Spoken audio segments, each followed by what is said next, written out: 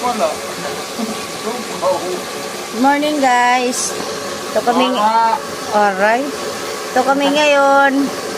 Nagahiwa kami ng paninda. Nagagawa ng paninda. Nasa kay buwa. Buwa. Yan si Jerome. Palautong. Palautong. Kuya Victor at saka si Loy Loy.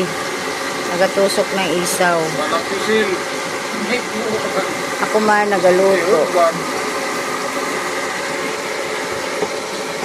Kalat ng bahay namin. Punong-puno sa gawain.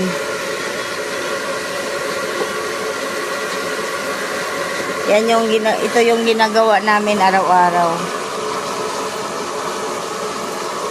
Tapos mamalingke. Gagawa ng paninda. Tapos mamaya mga 10, 11, alis na.